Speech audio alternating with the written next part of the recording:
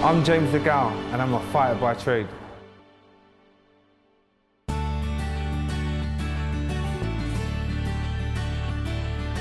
Go on, baby.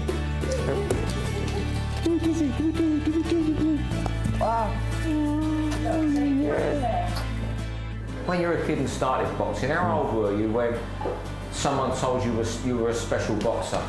And who was that person? From a young age, you know.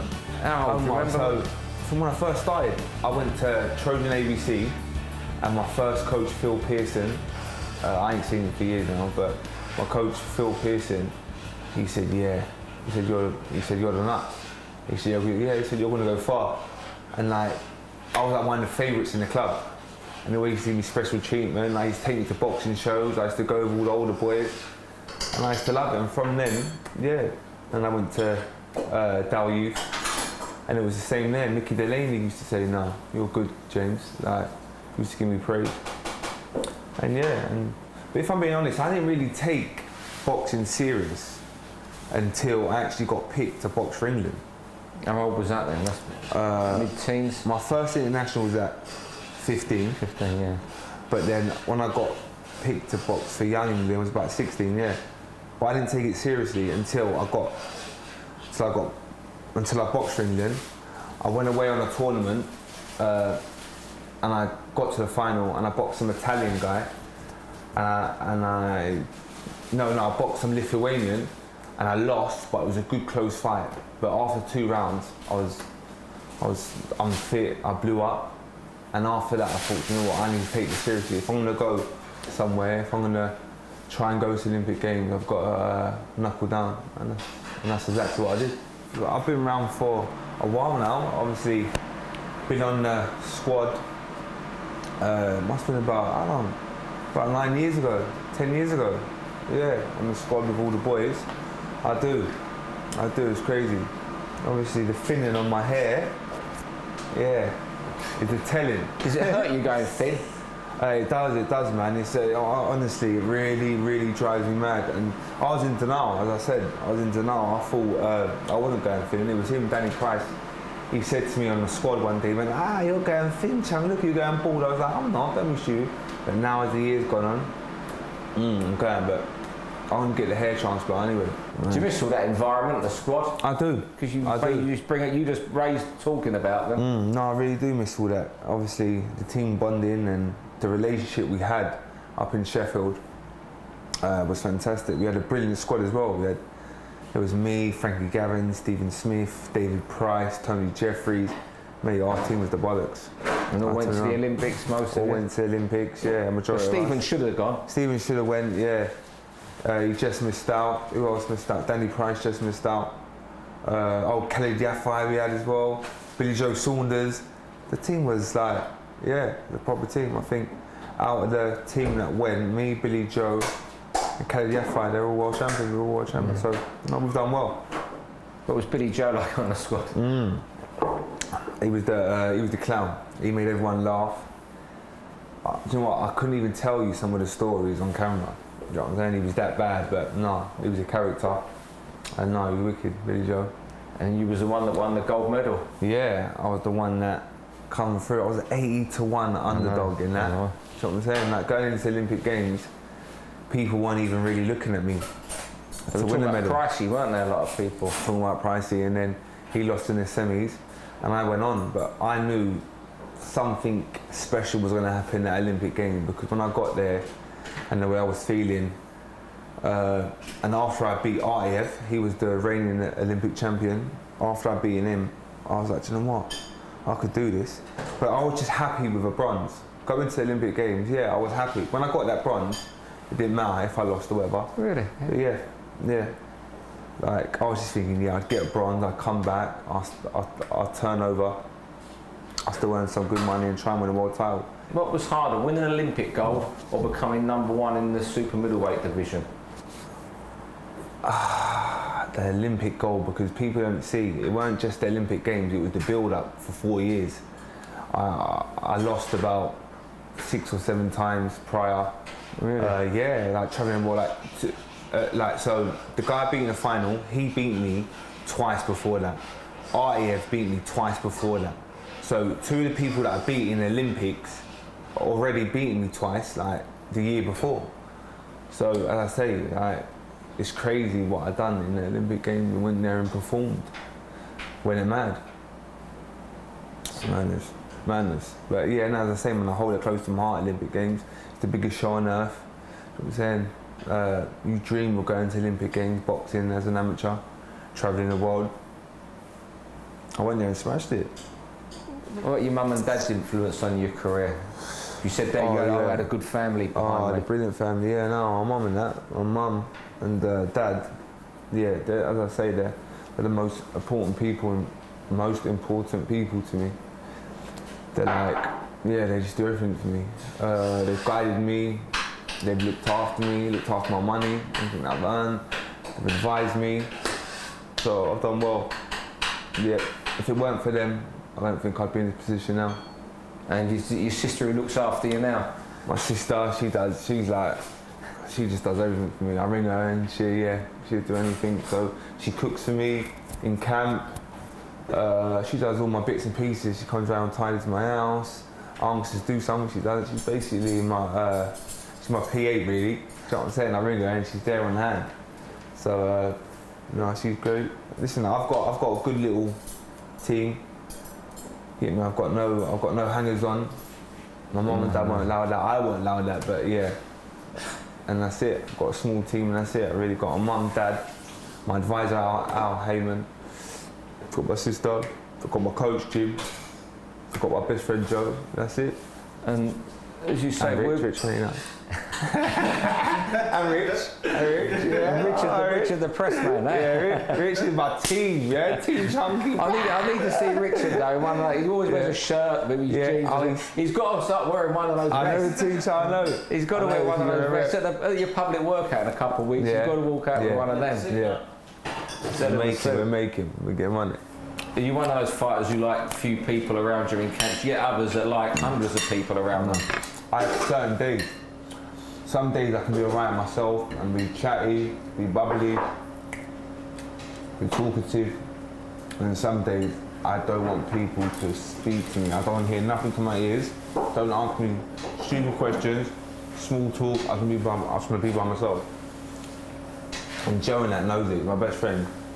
But he knows, like, in camp he normally stays with me and chills with me, but he knows sometimes. But I just don't want to hear no noise around me. Don't even speak around me. And if he's with me, he just sits there and chills and don't say nothing. But that's what I'm like as a person though. I'm very bipolar, I'm very all over the place. Do you think you're a bit bipolar then?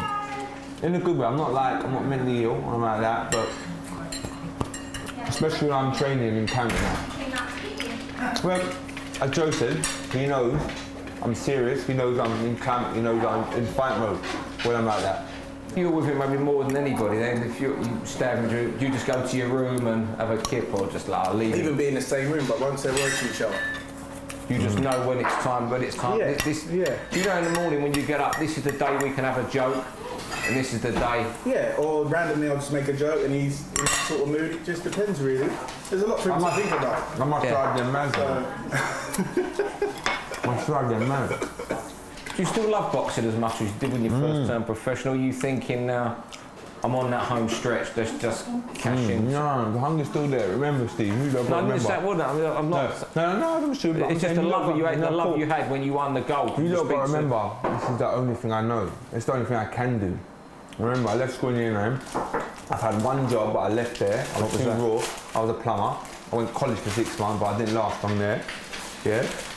This is all I know, so I love it. This gives me structure to my life. This gives me routine.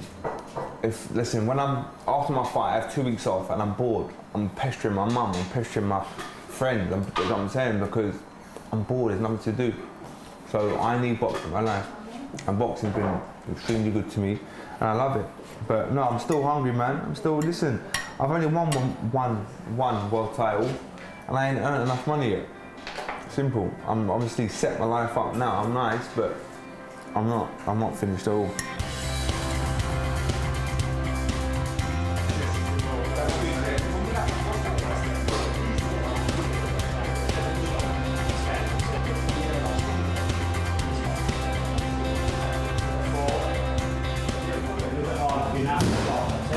say to you about James, the fact that he stayed with you since day one? I mean, you know, fantastic it is. So many boxers seem to leave a trainer these days, especially if they had a loss. And his defeat, however controversial it was a big one.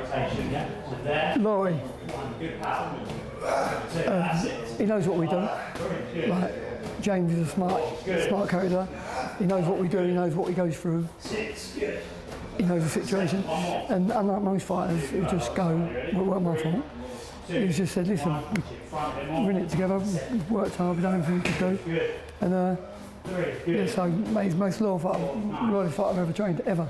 If you well documented his shoulder injury, which you obviously kept a lot, we knew about the injury, but you kept a lot of it under wraps, which for obvious reasons. What's it like now, training James DeGale with two arms?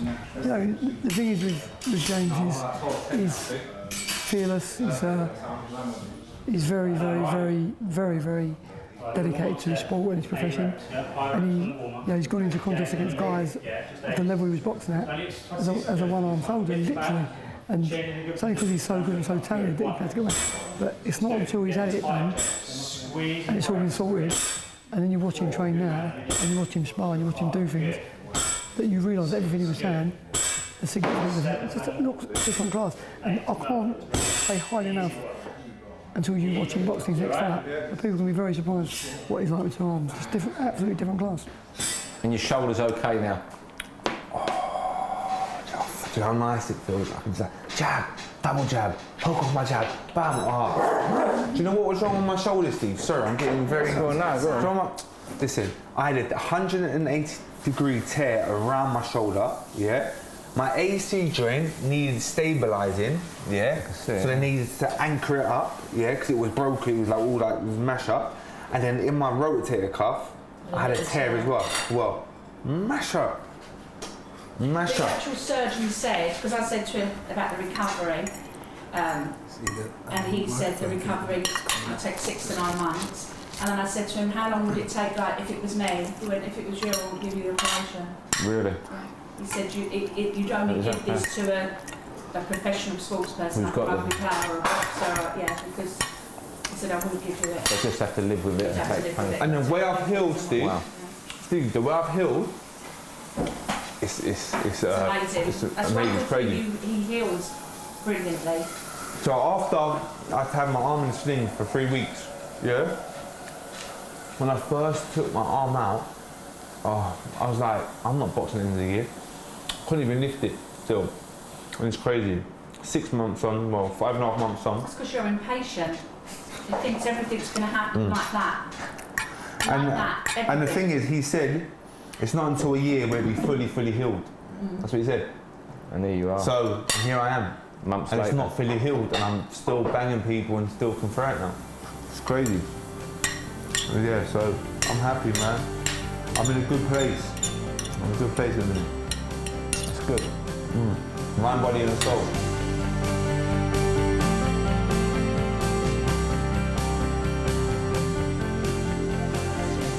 James, you've welcomed us in your lovely home for the day, but you keep it pretty minimal on the walls, in the garden around it, don't you? There's no woman's touch in there, apart from your sister doing your cooking. It's bare, but you're not the only person that said that. Everyone that comes in keeps on saying, do you actually live here? I'm like, oh yeah, of course, but I don't like it all cluttered. Things on the wall. I like it just plain, contemporary and simple, but I think I'm going to need to get something on the wall or something, because you're not the only one that said it. People driving you mad, that's why. Shut them up. Yeah, I'm going to have to. Looking at the wall in your gym where you do your conditioning in Highgate, we noticed there's a big hole in there. How did that come about? Oh, that come about, I literally, when I got my arm, when I was doing rehab for my shoulder, I was getting frustrated, thinking, when's this going to get better? And he said, eventually, James, it's going to be even better than it was before. And the other week, I was doing my throws against the wall, and I threw it one day and bush and then mashed up the wall. And he said, look, there you go, your shoulder's back. So yeah, no, my shoulder's feeling great now, feeling really, really strong, and nearly back to normal. The doctor said it's going to take about a year until it's back to normal, but eventually it's going to be better than it was. So yeah, I'm feeling fresh, just feeling good, and it's healed up nice. And looking at you doing your conditioning, you're still smashing the stats and the set fee. I could see your conditioner. I was very pleased with that. Yeah, today. Nick Palmer. He's a crucial part of the team now. I took him on. I've been with him about a year and a half, and ever since I've been with him, I've just felt a different fighter, a different man. Just from standing in my stance, I feel a lot stronger. The power in my shots a lot stronger, and just generally, I just feel complete. I just feel more solid. So yeah, no, he's an important part of the team. So you got the old school with Jim and the new style with Nick. I've got the new school. Old school, and I've got the new school because everyone knows Jim. He's a fitness fanatic. He's in great shape. He does all my long runs and that with me. But he can't leave me on the track. Sometimes he has to just take a back seat and just chill and watch me because he's getting old and that. But anything long, he'll have a good go. You do a lot of your training at Stonebridge Park. What does that place hold for you, the gym there? Yeah, so I go there a couple times a week when I'm in camp. And no, yeah, I just like going back to Harlesden. That's where I'm from, innit? So it's nice for me to go back. I go there a couple times a week. I get my hair cut. I go and get some West Indian food, and obviously there's a nice gym where I train at. So I go there and it's just nice. Yeah, it's a nice gym, and I just take it back to the roots, really, where I'm from. So no, it's nice. I go there a couple times a week. When the young kids at Stonebridge Club see you, do they treat you like a hero and jump all over you? Do you know what? I normally train in a day, so no one's there. I normally lock it off for a couple of hours and go there and do my bit of training. By the time I leave, they're gone. So, but yeah, no, I get love and support in Harlesden. Like, I'm proud to be from Harlesden, and yeah, I don't forget where I'm from. What was your best performance as a professional? I think there's a couple out there. I think the Paul Smith fight, when I won my British title in my 9th fight against a solid operator, a solid pro. He was a bit of a veteran. He had 30 fights when I fought him, so that one stands out. Winning the European title against Wachowski, he ended up going on and boxing for a world title, but I beat him. And that was after the loss as well, the Groves loss, so that was pretty impressive. And obviously winning my world title away from home against a quality operator in Andre Durrell. So yeah, and obviously then going to New York and unifying the world title. So I've had a good run, I've been on a good run. Do you know what I'm saying? I've had a lot of ups and a lot of downs in my career, but no, I'm happy. You sort of bring it up there, but a lot of people might forget, they look at the gold medal and then having a silver spoon, but you did it traditional way, international titles, British, European, to get that, didn't you? Listen, yeah, I've done it the old way. I've gone through it the old way, so. Was fighting Paul Smith a difficult thing, given that you were close to the family? I think you and Stephen were really close. Yeah, obviously, I went to the Olympic qualifiers with him. I basically spent more time with him and that group of boys. I spent more time with them than my own family, because at that time we was up in Sheffield, went up there Monday till Thursday every single week training for Olympic Games. So I was with them boys a lot. So when I boxed Paul Smith for the British title, it was a bit awkward. But listen, it's a business, and you have to fight people that you don't really want to fight. But I come out with a win, and obviously British champion. What was it like winning the world title in America in Boston against Durrell, when we could say that you weren't there to win because he was the American fighter? Things were in his favour, should we say? Well, I loved it. The whole experience, the whole build-up when I went to Miami and trained over there, and obviously going to Boston. And as I keep on saying, he's a quality fighter, Andre Durrell, a real good fighter, man. So to go there and win my world title against a legitimate world-class fighter, right? So I'm just happy there's some fighters out there that win vacant titles off people that shouldn't really be world champion. And no, I'm just glad that I went out there and performed well, and beat him. Well, next up you say is Calab Truax. Is that the ideal opponent for you coming back from this injury? Will you be nervous going in the ring letting that up, letting that right hand go. You know, you're showing us how good it is, and in training, you're still going to be nervous the first time you let it go with those gloves on. Of course I will. But I've done all the sparring, all my strength is healed up well. I've got the go ahead from the doctor and the physio. So yeah, it just feels, you know what, my left shoulder now feels better than my right. I'm doing my strength when I'm on a bag and sparring, my right feels better than my left now. So in a couple of years I'm probably have to get that one done. But for the time being, I'm nice, fit, healthy, so I'm happy. And great to be back in London, where you say you might have got booed at the start of your career, now you're loved here. Yeah. As I say, man, I've turned people's opinion around. And that's just purely because I've stopped the talking and I've been performing in the ring. And obviously, going off that last fight as well against Badou Jack, I had to show something else. I had to show a bit of that. I had to show some heart, a good chin. I had to show that I can dig deep, and that when it gets hard, I can pull it out of the bag, and that's what I've done. Although your sort of face didn't look as pretty yourself afterwards, coming through a war like that, with one arm, even though it ended up a draw, was that like, I've showed you, that's a badge of courage? I think Eubank used to say swollen eye was a badge of courage. If I'm being honest, after the fight I wasn't pleasing myself. I was a bit down because I've always said Badou Jack, really, I should be beating Badou Jack and beating him well, but I was injured, I got through it and I come up with my belt, so I'm just pleased I done it. But no, yeah, it was nice actually, because a lot of people doubted my heart and if I had the balls, and I sure did show that I've got them in that fight. Obviously, my shoulder, my teeth. Remember, my teeth come out in the 8th round, hit me with an uppercut hook, and my teeth. I see my teeth on the floor, and it just shows you what kind of mindset I've got to go through the rest of the fight, dig deep, and come through. 2018 looks going to be a monster year for you. There's WBC champion David Benitez, WBO champion Ramirez, if you go that route. Of course, there's the winner of the World Boxing Super Series. I know you lot have heard me say this before, but next year is my year. Like, on a serious note, like, it's got to be. I've had a good year this year, apart from the injury. I've fought twice. Well, I'm going to fight twice. Boxing on the 9th of December, and obviously in the unification fight with Jack in January. But next year, I come through the one on the 9th against Truax. Early part of next year, I want to fight Benavidez and get the WBC, the green belt. And that's a fight that can be made and easily made as well, obviously with a link with Al Heyman. And then after that, I want the winner of the Super 8, the Super Series, whatever it's called. I'm on it. Big fights next year.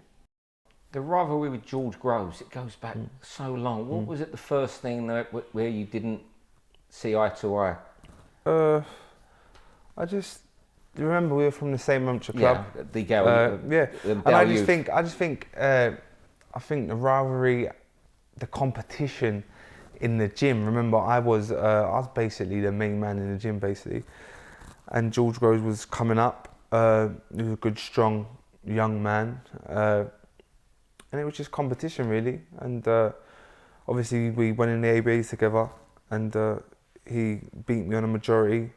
But then I got picked to go to the first Olympic qualifier and end up qualifying for the Olympics. So it starts from all there, really. That's where it starts from. Did you get on before that first fight? No, in the gym we never really got along, but we'd say hello and that's it. But the spars were always like tough and we always went at it. But no, I never really got along. He weren't my friend kind of thing, but we'd be in the gym and we'd say hello and that's it. Controversial as it was, whatever people's opinions are at a professional fight, it must have hurt having that L against your name to him. Of course. Given that, I know you think, and a lot of people thought you had done more than enough to win the fight. Yeah, listen, this is my first professional loss against someone who I don't like, so it's obviously going to hurt. But I just showed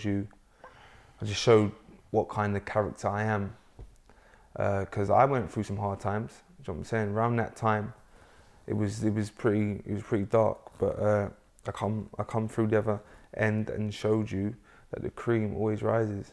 And yeah, going on to win a world title, boxing away from home as well. Yeah, and delivering the goods. I get the impression from talking to you, though you'd love the third fight, it isn't the be-all and end-all right now for you. Steve, you know me, like, I'm so happy and content where I'm at and what I've achieved in boxing. Like, from even my Olympic gold medal, British, European, and then obviously becoming the first Olympic gold medalist from Great Britain to become a world champion as well. So I've done all right. Do you think you might be one of these boxers like Lennox Lewis, when they're gone, they're really appreciated and they're put up on that pedestal? I think so, yeah. And listen, I ain't finished. I'm not saying this is the start, but I've got a good couple of years left in me. So I've got a lot more titles to win. I want to be in a lot more big fights, and I want to earn a lot more money, so I ain't finished yet. I'm James DeGale. What's up, 90 actions? Okay.